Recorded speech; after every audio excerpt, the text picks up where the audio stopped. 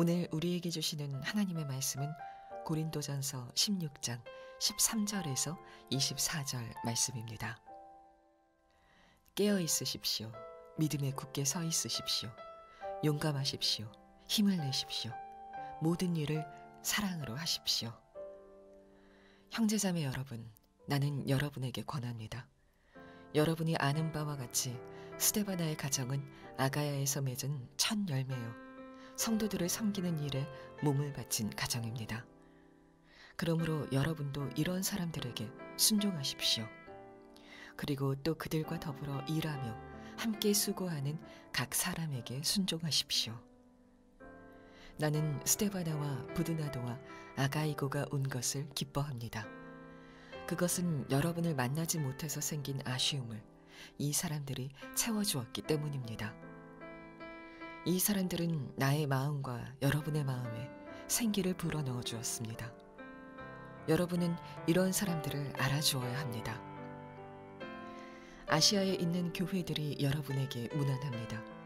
아굴라와 브리스가와 그 집에 모이는 교회가 다 함께 주님 안에서 진심으로 문안합니다. 모든 형제자매들이 여러분에게 문안합니다. 거룩한 입맞춤으로 서로 인사하십시오. 나 바울은 친필로 인사의 말을 씁니다. 누구든지 주님을 사랑하지 않는 사람은 저주를 받으라. 마라나타, 우리 주님 오십시오. 주 예수의 은혜가 여러분과 함께 있기를 빕니다. 나는 그리스도 예수 안에서 여러분 모두를 사랑합니다. 아멘. 하나님의 말씀입니다. 여러분, 지난 한 주간 편안하셨습니까? 오늘도 주님의 은혜가 여러분에게 충만하기를 원합니다. 이제 다시 모여서 우리 예배할 준비들을 하셔야 될 것 같습니다. 이제 거리두기 완화되면 바로 새벽 예배부터라도 교회에서 모여서 예배 드릴 수 있겠습니다. 그동안에라도 교회 예배당, 본 예배당을 기도원으로 우리가 그렇게 사용하고 있습니다.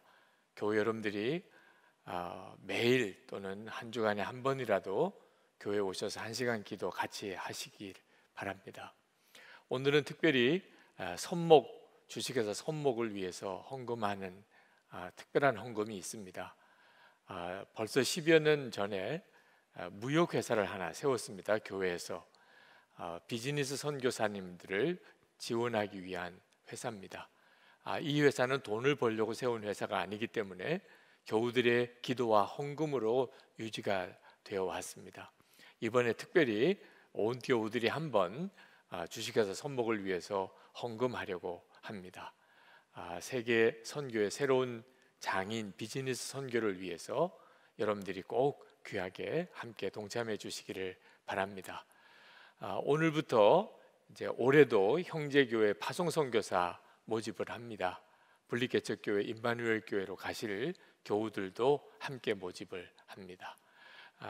저는 올해는 가장 많은 교우들이 파송교회로 나가시면 좋겠습니다.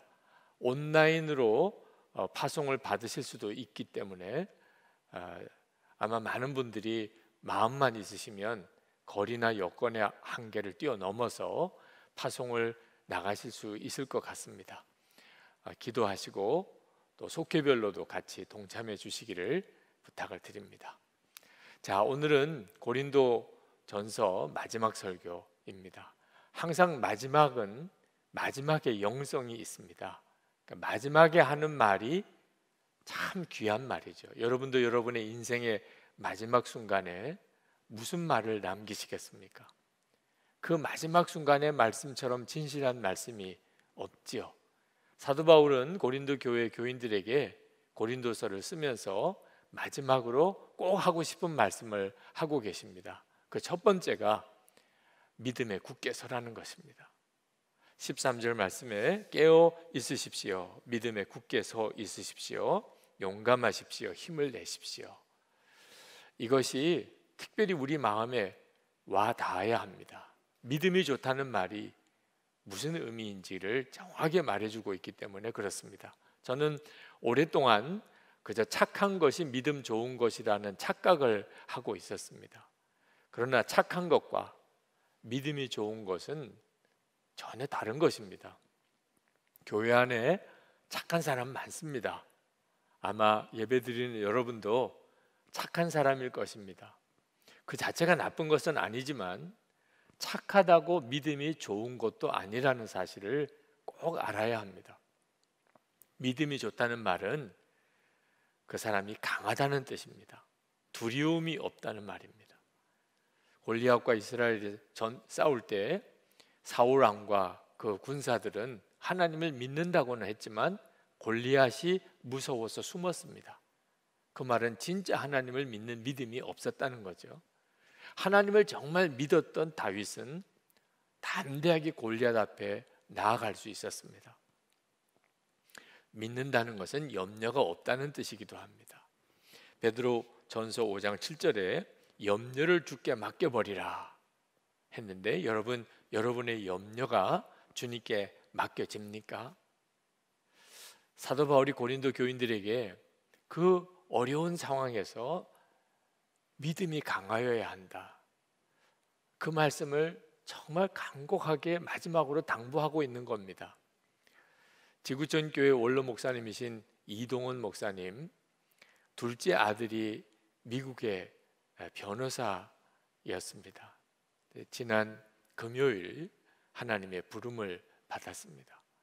사랑하는 아들의 마지막을 지켜보려고 떠나시는 목사님께 문자의 위로와 기도의 말씀을 전해드렸더니 오늘 새벽에 문자가 왔습니다. 그리스도인이란 답을 가진 사람이 아니라 답을 모른 채로 믿음으로 앞을 향해 나아가는 사람이란 말이 마음에 와닿습니다. 아들을 불러가신 이유에 대한 답을 찾지 못했고 영원히 찾지 못할 듯 합니다. 그래도 믿음으로 나아가야 하겠지요. 그 참 귀한, 정말 대단한 목사님이시지 않습니까? 우리 모두에게는 어떤 일이 어느 순간에 다가올지 모릅니다. 믿음이 없으면 누구도 다 휘청거리고 넘어질 수밖에 없는 것이 우리의 인생입니다. 코로나19 확산으로 인해서 이 어려운 때에 우리에게 정말 필요한 것은 믿음입니다. 착한 것만 가지고서는 죄를 이길 수 없습니다. 착한 것만 가지고서는 위기가 올 때 흔들리지 않냐고 서 있을 수 없습니다. 착한 것만 가지고서는 영적인 미혹이 올 때에 분별하고 강하게 대처할 수 없습니다. 여러분, 신앙의 가문이라는 거, 또 정통 교단에 속해 있다는 거, 예수 믿은 연한이 길다는 거, 특별한 성령 체험을 했다는 거, 그런 것을 더 이상 자랑하지 마시기 바랍니다. 아간은 여리고성에서 하나님이 손대지 말라는 보화에 손댔다가 온 이스라엘이 큰 위기를 맞도록 했던 장본인입니다. 아골골짝에서 돌에 맞아 온 가족이 다 죽었습니다. 그가 바로 유다 지파 사람입니다. 예수님의 제자 가룟 유다, 3년 동안 주님과 함께 동고동락 했으면서도 은 30에 예수님 팔아버리고 말았습니다. 아나니아와 삽비라, 오순절 마가다락방에 성령을 받은 사람 중에 한 사람입니다. 그런데도 그가 땅 판 거 일부를 감추고 거짓말하고 그리고 죽어나간 사람입니다. 도대체 우리가 무엇을 자랑할 것이 있겠습니까? 우리가 정말 겸손해야 합니다. 나는 진짜 믿음이 있는 사람인가? 우리는 깨어 있어야 하고 믿음에 굳게 서야 하고 용감해야 되고 그리고 정말 힘을 얻어야 합니다. 고린도 시대의 그때 상황은 지금과 비교해서 말할 수 없이 어려웠던 때입니다. 지금도 한국 교회가 위기다, 어려움이 많다고 하지만 고린도 시대 그 고린도 교회에 비하면 우리는 정말 너무나도 좋은 여건 속에 있습니다. 그 고린도 교회 교인들에게 사도 바울은 권합니다. 믿음에 굳게 서야 한다는. 우리에게도 마찬가지죠. 그러나 믿음에 굳게 서고 믿음이 강하다는 것만 끝이 아닙니다. 반드시 하나가 더 가야 합니다. 모든 것을 사랑으로 행할 수 있는 사람이 되어야 하는 거죠. 14절 말씀해 보면 모든 일을 사랑으로 하십시오. 믿음은 강하기만 해서 되는 게 아닙니다. 원수도 사랑할 수 있는, 누구든지 품을 수 있는 그런 사람이 되지 않으면 그는 온전히 예수님의 사람 아닙니다. 그러므로 우리가 믿음은 아주 강한 믿음을 가져야 하겠고, 그러면서도 반드시 모든 것을 사랑으로 행하는 자가 되어야 합니다. 그러면 해결 안 될 문제가 없습니다.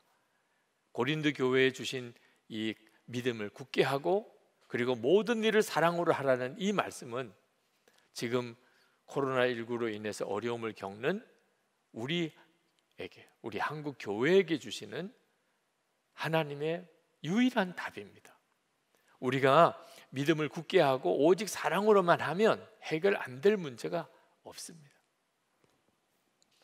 그러나 사도 바울이 이렇게만 말씀하고 끝내버렸다면 너무 아쉬웠을 겁니다.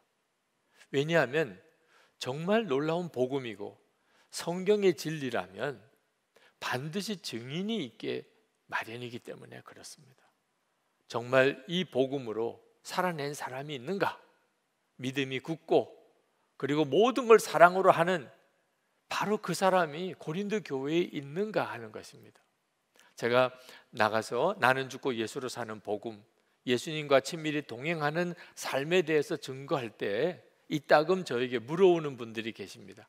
선한목자교회는 나는 죽고 예수로 사는 교인이 거기에는 있습니까? 그 질문을 받을 때 당황스럽기도 하지만 감사했습니다. 선한목자교회 모든 교인들은 다 나는 죽고 예수로 살지요, 이렇게 안 물어온 게 너무 감사한 거예요. 아마 그렇게 물어왔다면 저는 솔직히 대답을 못했을 겁니다. 그런데 그런 사람도 있나요? 선한목자교회는 있나요? 물론이죠. 복음의 능력은 그 말씀으로 살아내는 증인이 있을 때 진짜 능력인 겁니다. 그래서인지 사도 바울은 고린도 교회에 그 증인을 소개하고 있습니다. 그 첫 번째 사람이 스데바나입니다. 15절 말씀에 형제 자매 여러분, 나는 여러분에게 권합니다. 여러분이 아는 바와 같이 스데바나의 가정은 아가야에서 맺은 첫 열매요 성도들을 섬기는 일에 몸을 바친 가정입니다. 스데바나를 소개하면서 열매라고, 아가야에서 맺은 첫 열매라고 말을 합니다. 이 말씀은 단순히 복음을 듣고 예수를 믿었다는 뜻이 아니고 실제로 그 복음으로 살아내는 증인이라 그런 뜻입니다. 그래서 스데바나를 성도들을 섬기는 일에 몸을 바친 가정입니다, 이렇게 표현을 한 겁니다. 이 사람이 정말 나는 죽고 예수로 사는 십자가의 복음, 살아계신 주님을 만난 증인이구나. 성도들을 위하여 몸을 바친 가정이라는 거죠. 그저 종교 안에 기독교인이다 이렇게 쓴 정도로 끝난 게 아니라는 것입니다. 스데바나는 브드나도 또 아가이고와 함께 에베소에 있는 사도 바울을 찾아갔습니다. 지금 이 고린도서를 에베소에서 썼습니다. 사도 바울이 얼마나 기뻤는지, 그렇지 않아도 고린도 교회를 찾아가고 싶었는데 고린도 교회에서 스데바나와 브드나도와 아가이고가 자기를 찾아와 주었습니다. 고린도 교회 소식을 전해 주었고 고린도 교인들을 다 만난 것 같은 기쁨을 얻었노라고 그랬습니다. 그런 사람이었습니다, 스데바나는. 그러면서 사도 바울은 스데바나가 자기에게 생기를 불러 일으키는 사람이었다고 고백을 합니다. 사도 바울이 이렇게 고백하는 데는 거기에 어떤 이유가 있습니다. 사실 고린도에 오기 전에 사도 바울은 아테네에서 복음을 전했습니다. 아테네는 철학의 도시죠. 그래서 그 사람들이 잘 아는 철학을 가지고 복음을, 십자가의 복음을, 예수 그리스도의 부활을 전해보려고 애를 썼는데 열매가 없었습니다. 어떤 분은 선교에 실패라고까지 이야기를 했습니다. 사도 바울에게 있어서는 참 큰 좌절이었습니다. 실제로 여러분도 전도를 나가 보아서 알지만 전도를 했는데 받아들이지 않으면, 그런 일이 한 번, 두 번 되면 그만 낙심이 되어버립니다. 그 다음에는 전도하는 것 자체가 두려워지죠. 사도 바울도 똑같은 좌절을 겪었던 것 같습니다. 그래서 고린도에 왔을 때 사도 바울은 대단히 두려웠다고 그랬습니다. 과연 내가 여기서도 예수 부활을 전할 때 받아들이는 사람이 있을까? 자신이 없었습니다. 아테네에서 그렇게 정말 유창하게 온 철학을 다 동원해서 전도를 해도 안 되는데 여기서는 예수를 믿을 사람이 있을까? 그때 기도할 때 성령께서 주님의 말씀을 사도 바울에게 주십니다. 철학적으로 복음 전하려고 하지 마라. 세상 지식으로 어떻든지 복음을 잘 전하려고 하지 마라. 그냥 십자가 복음, 그 원색적인 그 복음 그대로를 전하라. 그래서 사도 바울이 결심을 합니다. 내가 이제부터는 십자가 외에는 아무것도 알지 않기로 작정하였다고. 그래서 고린도에서 복음을 전하기 시작을 한 겁니다. 그런데 열매가 맺어진 겁니다. 첫 열매 스데바나였습니다.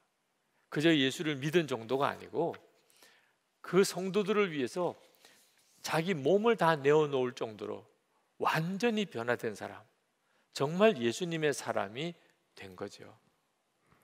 여러분, 우리도 이런 증인이 되기를 원합니다. 성도들에게 기쁨이 되고 생기를 불러 넣어 일으키는 자가 되기를 원합니다. 만나보면 답답하기만 한 분도 있습니다. 맨 부정적인 이야기만 하고 안 되는 이야기만 하고 못한다는 이야기만 하는, 여러분들은 그런 사람 되지 않기를 원합니다. 우리는 서로에게 기쁨의 존재입니다. 생기를 불어넣어 일으키는 존재가 되도록 하나님이 우리를 부르신 것입니다. 사도 바울은 이어서 아굴라와 브리스길라 부부를 소개합니다. 19절에 아시아에 있는 교회들이 여러분에게 문안합니다. 아굴라와 브리스가와 그 집에 모이는 교회가 다 함께 주님 안에서 진심으로 문안합니다. 이 아굴라와 브리스가 부부는 고린도에서 만난 사람입니다. 사도 바울은 아테네에서 선교의 실패를 겪고 좌절해서 고린도로 왔고, 이 아굴라와 브리스가 부부는 로마에서 살다가 추방을 당해서, 그래서 아주 힘든 상황에서 고린도로 왔습니다. 그런데 두 사람이 다 이 천막을 만드는 그런 직업을 가지고 있었습니다. 거기서 만났습니다. 함께 일하면서 사도 바울이 그 아굴라와 브리스가 부부에게 예수 그리스도의 부활의 복음을 전했습니다. 놀라웠게도 그분들이 그것을 받아들였습니다. 그저 예수 믿은 정도가 아니고 사람이 완전히 바뀌어서 사도 바울의 동력자가 되었습니다. 사도 바울이 고린도에서 떠나서 이제 복음을 전하러 떠날 때 이 아굴라 브리스가 부부가 함께 사도 바울과 동력하게 됩니다. 그리고 그들은 천막 만드는 일을 하면서 사도 바울의 선교 후원자, 모든 생활비와 선교비를 충당하는 역할을 했었던 것 같습니다. 지금 이 아굴라 브리스가 부부의 집이 그 에베소의 교회가 되어 있는 것을 보게 됩니다. 이런 사람이 증인인 거죠. 사도 바울이 전하는 복음은 그저 말로 그친 것이 아니었습니다. 도처에 그 복음으로 살아내는 증인들이 일어났습니다. 그러니 사도 바울의 이 복음이 강력했던 것이죠. 그런데 사도 바울이 갑자기 마지막에 너무나 두려운 말씀을 하고 계십니다. 21절에 보면 나 바울은 친필로 인사의 말을 씁니다. 이제 대피를 해서 받아 적게 해서 고린도서를 썼지만 이제 이 부분에 가서는 사도 바울이 자기 손으로 친필로 썼다는 겁니다. 도대체 무슨 말을 한 거죠? 누구든지 주님을 사랑하지 않는 사람은 저주를 받으라. 세상에 이게 무슨 인사입니까? 아니 갑자기 이렇게 충격적이고 들으면 불쾌할 것 같은 말씀을 왜 마지막에 하시는 겁니까? 여러분 중에도 주님을 사랑하지 않는 사람은 저주를 받으라. 여러분 마음에도 마음이 불편하신 분이 있으실 수도 있잖아요. 그러나 사도 바울이 이렇게 말씀하신 것은 우리를 두렵게 하거나 불편하게 하거나 화나게 하거나 상처를 주려고 하신 말씀이 아니고, 실제로는 우리를 정말 살려내려고, 우리를 정말 사랑하니까, 우리에게 꼭 전해줘야 될 말씀이니까 주시는 말씀입니다. 처음 제가 이 교회에 와서 우리 장로님들과 교우들과 함께 성지순례를 갔었을 때 인상 깊은 그런 교회가 있었는데, 베드로가 예수님으로부터 3번 사랑하느냐 하는 질문을 받았던 그 교회, 갈릴리 호숫가에 있는 그 교회에 갔습니다. 정원이 있길래 그 정원에서 우리가 예배를 드리기로 했습니다. 자, 찬송가는 뭐 고민할 필요도 없지요. 갈릴리 호숫가에서 주님께서 시몬에게 물으셨네, 넌 날 사랑하느냐? 오 주님, 주님께서 아십니다. 그 찬송이 뭐 그 자리 딱 그 찬송이 맞는 거죠. 그래서 예배 드리면서 그 찬송을 불렀습니다. 갈릴리 호숫가에서 주님께서 시몬에게 물으셨네. 거기까지는 뭐 잘 불렀어요. 넌 날 사랑하느냐? 그 부분에 가서는 딱 목이 막히더라고요. 만약 주님이 나에게 이렇게 물으신다면, 그런 느낌이 드는 거예요. 저만 아니고 함께 했던 우리 교우들이 다 그 부분에 가서 함께 따라 부르지를 못하시는 겁니다. 그냥 속에서부터 울컥하는 마음이 일어나요. 주님, 저 주님 사랑합니다. 이런 고백을 평소에는 늘 할 수 있다고 생각했어요. 그런데 진짜 주님 앞에 서서 주님이 나에게 물으실 때, 넌 나 사랑하느냐? 그럴 때 내가 그렇다고 말할 수 있을까? 그 찬송을 우리 부르면서 울었어요. 그것은 우리를 좀 애통하게 하는 그런 메시지였습니다. 우리를 찔러주는 메시지였어요. 우리의 신앙생활의 실상, 받는 것만 좋아하고 달라고 기도만 하고, 그렇지만 진짜 주님을 한번 제대로 사랑해 보지 못했던 우리들의 실상을 드러내는 시간이었어요. 그런데 그게 은혜였어요. 그게 우리 영혼이 사는 시간이었어요. 사도 바울이 이 말씀을 하는 것은 주님을 사랑하지 못하는 자를 정말 저주하려고 하는 게 아니었어요. 깨어나라는 거예요. 진짜 믿음을 다시 회복하라는 거예요. 주님을 사랑하지 않으면 아무것도 안 되는 겁니다. 사도 바울은 고린도 교인들에게 마지막으로 성도들의 인사를 전합니다. 20절에 모든 형제들이 여러분에게 문안합니다. 거룩한 입맞춤으로 서로 인사하십시오. 이건 정말 가슴이 뜨거운 눈물이 나는 그런 인사입니다. 초대교회 성도들은 서로 목숨을 걸고 예수를 믿었던 사람들입니다. 진짜 나는 죽고 예수로 사는 사람들이었죠. 예수님 아니면 그렇게까지 할 이유가 없습니다. 살아계신 주님을 알았고 그 주님과 동행하며 살았기에 그들은 어떤 고난도 각오하고 예수를 믿은 사람들, 이런 사람들끼리 만나면 목숨도 서로 내어놓을 만큼 그렇게 사랑이 됩니다. 육신의 가족보다 더 사랑이 됩니다. 그런 사람이 있다는 게, 그런 교회가 이웃에 있다는 것이 얼마나 큰 위로가 되는지 모릅니다. 흔히들 교회 왔더니 교인들과의 관계가 고향 친구들 또는 학교 동창들, 군대 동기들만 못하다, 그런 말 하시는 분들이 있으십니다. 이유가 뭔지 아십니까? 예수님을 정말 사랑하고 나는 죽고 예수로 사는 믿음으로 살지 못하니까, 그러니까 교우들의 관계도 영 어설픈 겁니다. 진짜 나 죽고 예수로 살고 주님과 친밀히 동행하는 그런 사람들은 만나면 다릅니다. 믿음의 형제가 있다는 것만 가지고도 얼마든지 세상은 이겨나갈 힘이 있는 겁니다. 주님을 사랑하는 것, 그것이 우리 신앙생활의 모든 것의 힘입니다. 거기서부터 우리가 살 길이 있는 것입니다. 그래서 사도 바울이 이 권면을 하는 겁니다.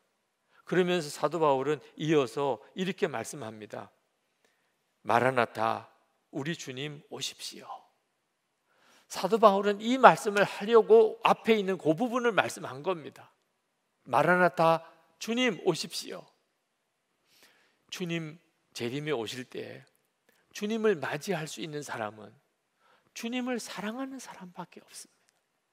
주님이 낯선 사람, 주님 뵙는 게 어색한 사람, 처음 만나는 것 같은 사람, 그 사람이 주님 오십시오, 마라나타 이렇게 기도할 수 있습니까? 사도 바울이 고린도 교인들에게 마지막으로 주님을 사랑하라, 그렇지 않으면 저주를 받는다 라고 말씀하신 것은 그들을 정말 사랑하니까, 주님을 언제 오시더라도 맞이할 준비하고 살아야 하니까 하신 말씀입니다. 어느 집사님이, 한국교회 어머니들은 다 그렇지요, 자녀들을 위해서 그렇게 기도 많이 하는데 좋은 학교 가도록, 좋은 직장 가도록, 좋은 배우자 만나 결혼하도록 기도하셨어요. 근데 어느 날 기도하다가 우리 아이들이 지금 죽으면 천국 갈 수 있을까, 그 생각이 번뜩 들더래요. 그러면서 깨닫기를, 내가 그동안 우선순위를 너무나 잘 모르고 기도했구나. 천국 가는 것부터 먼저 확실하게 하고 그 다음에 학교도 직장도 결혼도 있는 거지. 우리 아이들이 지금 죽으면 천국 갈 수 있을까? 아무런 준비와 기도가 없었던 것을 깨닫고 회개했다고 그랬습니다. 우리 교회 유년부 박영균 전도사님 한번 설교할 때 아이들이 그렇게 떠들고 장난치고 그렇게 하던 그 예배가 그립다는 거예요. 그때는 몰랐대요. 그런데 모여서 예배하지 못하니까 떠들고 장난치던 아이들도 너무 그립다는 거예요. 그러면서 이제 다시 만나서 예배할 날, 그날을 준비하고 있다는 겁니다. 무슨 준비를 하느냐? 이번에 다시 만날 때는 분명한 복음을 내가 아이들에게 전하리라. 또 언제 어떻게 만나지 못할 상황이 올지도 모릅니다. 이렇게 끝일 수도 있는 거죠. 어떤 아이들에게는 내가 그 아이들에게 진짜 분명한 복음을 전해주지 못했다면, 그렇다면 얼마나 두려운 일인가. 그래서 내가 이제 아이들을 만나면 분명한 확실한 복음을 내가 전해줄 준비를 하고 있다고. 너무 감사하더라고요. 코로나19 확산이 우리에게 꼭 어려움만 주고 있는 것은 아닙니다. 우리의 심령을 각성시키고 우리에게 정말 진짜 보아야 될 눈을 열어주고 있습니다. 마라나타, 주님 오시옵소서. 이 말씀이 혹시 생경하게 느껴지는 분 없으십니까? 한 번도 그런 기도해 본 적도 없고 그런 생각해 본 적도 없으신 분, 지금 영적으로는 문제가 있는 상태에 있는 겁니다.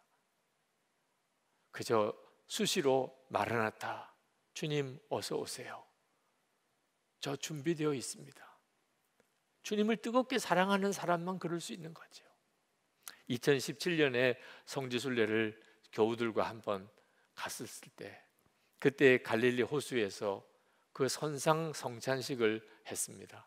그럼 성지순례 코스와도 같아요. 그런데 그 해 그 갈릴리 호수 성찬식은 너무너무 어려웠어요. 풍랑이 있는 바다에서 성찬을 한 겁니다. 뭐 파도가 어지간히 치니까 저 정도는 괜찮겠지, 뭐 그 선원들도 다 괜찮다 그래서 우리가 배를 타고 갈릴리 호수로 쭉 깊이 들어갔습니다. 그런데 눈으로 보는 것과 실제로 배에서 타는 것은 전혀 느낌이 다르더라. 파도가 치기 시작하는데 서 있을 수도 없어요. 교우들이 의자에 앉았는데 막 옆으로 쓰러지기까지 하는 겁니다. 선원들도 당황해하는 기색이 역력하더라고요. 그런데 성찬은 시작을 했고 중단할 수는 없잖아요. 이 성찬이 어떤 성찬인데, 주님과 우리가 연합하는 것을, 그것을 다시 우리가 누리는 그런 엄청난 성찬인데, 그래서 성찬 분병 분급을 나와서 하지 못하고 앉아 있으라고, 우리가 가서 하겠다고 다 자리에 앉혔습니다. 온몸은 흔들려 가면서 떡을 가지고 가서 전해드리고 잔을 가지고 가서 전해드리면서 그 풍랑이는 배 위에서 성찬을 했습니다. 그런데 그 풍랑이는 배 위에서 성찬을 하면서 주님의 마음이 느껴져요. 어떤 형편과 처지에서도 내가 너를 사랑하는 것, 너와 한 몸이 된 것을 절대로 잊지 말라. 절대 두려워하지 마라. 믿음에 흔들리지 말라. 정말 너무나 생생한 상황입니다. 코로나19 확산으로 인해서 참 힘들고 어려운 한 해를 보내면서 그 성찬 때 생각이 납니다. 두려워하지 마라. 흔들리지 마라. 내가 너와 함께 하는 것을 정말 믿으라.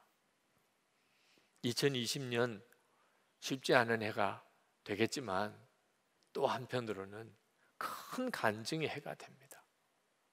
여러분, 믿음을 굳게 하고 모든 일을 사랑으로 하십시오. 그러면 반드시 놀라운 간증이 올 한 해 있게 됩니다. 이제 우리 같이 기도하겠습니다. 여러분, 고린도서를 다 읽었습니다. 사도 바울이 정말 하고 싶은 말씀, 무슨 일이 있어도 믿음을 굳게 하라. 영적으로 깨어 있으라. 용감하라. 힘을 얻으라. 그러면서 무슨 일이든지 사랑으로 하라. 아멘입니다. 주님, 저를 그 증인으로 삼으십시오. 제가 그 증인이 되겠습니다. 복음의 증인. 2020년 올 한 해 제가 진짜 복음의 증인으로 그렇게 서는 그런 해가 되기를 원합니다. 우리 다 같이 통성으로 기도하겠습니다. 은혜와 사랑이 충만하신 하나님, 놀라우신 하나님, 내 아버지 주님만 내게 주소서.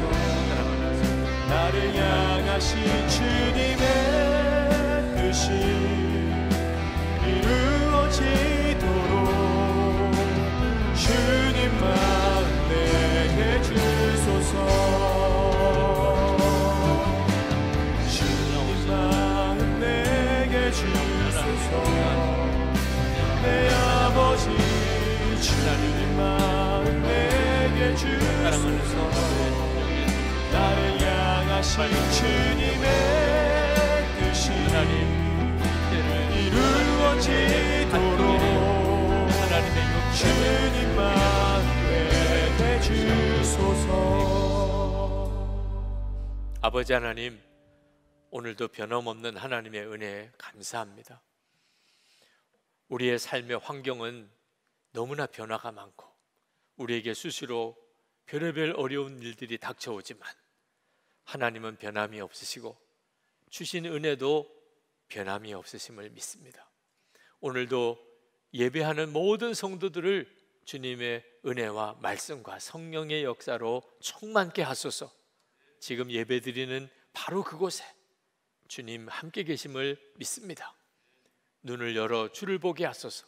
사도 바울이 고린도서를 전서를 마무리하면서 믿음에 굳게 서고 모든 것을 사랑으로 하라, 우리에게 주시는 말씀이기도 함을 받습니다. 그래야 하겠습니다. 하나님, 뭐 어떤 상황에서든지 믿음에 굳게 서고 모든 것을 사랑으로 하겠습니다. 2020년 한 해가 어려웠던 해로만 기억되지 않게 하실 줄 믿습니다. 은혜의 해요, 간증의 해요, 우리의 삶 전체가 뒤바꿔지는 놀라운 하나님의 역사가 일어나는 해가 되게 하실 줄 믿습니다. 새로운 부흥이 시작되고 하나님의 살아계신 증인으로 우리가 세워지고 한국교회와 세계 열방의 영적 대각성이 일어나는 해가 되게 하시고 우리를 그 증인으로 쓰소서. 우리로 인하여 그 부흥의 불이 시작되게 하여 주옵소서. 오늘도 하나님께 예배하고 우리의 마음을 담아 봉헌합니다. 온전한 11조와 건축원과 선교원금, 그리고 특별히 주식회사 선목을 위한 특별한 선교원금을 봉헌합니다. 감사의 제목을 담아 주께 올려드립니다. 하나님, 성도들의 그 믿음과 감사를 주님이 받으시는 걸 믿습니다. 성도들의 심령에 부어주시기 원하는 은혜로 충만하게 부으소서. 병든 이들을 주여 이 시간에 고치소서. 하나님, 이 예배가 드려지는 그 가정에 하나님의 은혜가 덮어지기 원합니다. 어두움의 먹구름이 다 물러가기 원합니다. 성도들의 가정의 믿음이 하나 되기 원합니다. 하나님, 기업에 복을 주셔서 성도들이 먹고 있고 살 길을 항상 주님이 책임져 주시고 베풀고 돕고 나누며 살게 하옵소서. 하나님, 이때에 교회가 새로워지고 성도들이 바로 섬으로 우리 나라가 복을 받게 하소서. 하나님을 경외하는 나라가 되게 하소서. 법 하나도 하나님을 기쁘시게 하는 법이 제정되는 나라가 되게 하옵소서. 낙태 또 동성애 여러 가지 법 제정에 대한 큰 논란이 일어나고 있습니다. 주여, 이 땅을 지키소서. 이 나라를 지켜주소서. 북한 탈북자 하나님, 주님께 보호해 주소서. 북한 땅에 있는 북한 주민들, 그들에게도 자유와 복음이 전해지게 해 주옵소서. 김국기 목사님, 김종우 목사님, 최충길 선교사님, 장문석 집사님, 억류되어 있는 우리 국민들 속히 석방되는 날 속히 오게 하소서. 열방의 코로나19가 다 멈추게 하시되 이 일을 계기로 모든 나라 교회들 다 영적 대각성 운동이 일어나게 하소서. 선교사님들에게 힘 주소서. 선교의 문이 막힌 것 같아도 하나님의 뜻대로 새로운 문들이 열려지게 하소서. 선교사와 그 선교사의 가정을 주님 눈동자같이 지켜 주옵소서. 우리 주 예수 그리스도 이름으로 간절히 기도합나이다. 아멘. 우리 찬송하겠습니다. 주님 마음 내게 주소서. 찬송하겠습니다.